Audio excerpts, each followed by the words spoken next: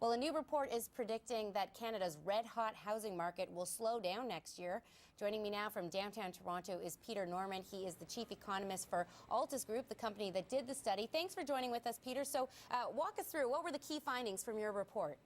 Well, of course, part of the thing is it's not that we're coming off of a red-hot market. We're coming off of a market which has been steady and solid now throughout 2011, perhaps overperforming a little bit in terms of construction levels.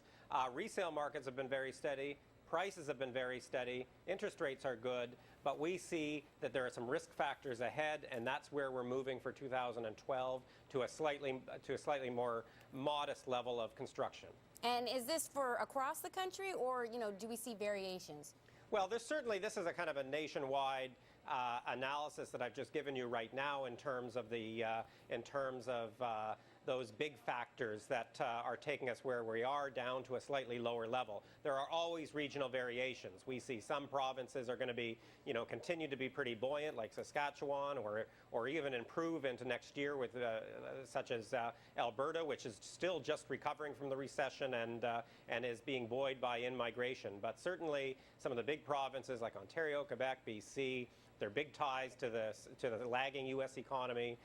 That's where we're going to see slowdown, both in terms of economic growth, of course the employment, migration that goes with that, and of course the housing market that follows. Why do you think that these housing stats matter for the average person? Well, of course they matter on one level because the average person is either a homeowner. In most cases, they're either a homeowner or they want to be one, and so they are anxious to know that the market at least has a modicum of stability to it, that we're not moving into a crash, that there's not going to be a U.S.-style problems in the market that end up destroying people's wealth and all of that. And certainly my report and my expectations for 2012, 2013, etc., is nothing like that. We're not looking at a crash. We're not looking at dramatic changes to pricing, etc. So I think that's good news. That's why people should be concerned, and that's why this report is good news. On the other hand, people should also be concerned about housing construction levels, etc., because they're an indicator of the economy, and they give a good indication about how much momentum we actually have. Housing construction creates jobs both directly and indirectly in communities. It's a very important sector to the Canadian economy. I'm in the second category that you mentioned, that those who have a house or those who want a house and want a house.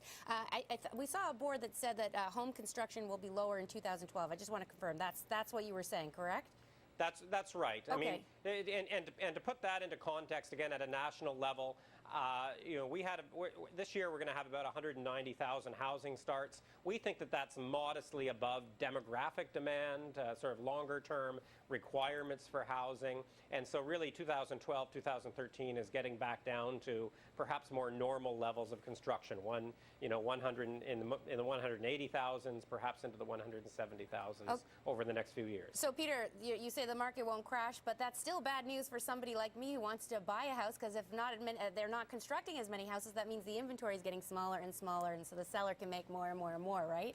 Well, part of the reason why why we think housing starts will cool in the next couple of years is really that the macro demand is going down. So I think you may still be in luck because you may have less competition as you're waiting on the curbside to put in your bids on those houses in the next couple of years. All right, from your lips to God's ears. Thanks, Peter. Peter Norman, the chief economist for Altus Group. Thanks so much.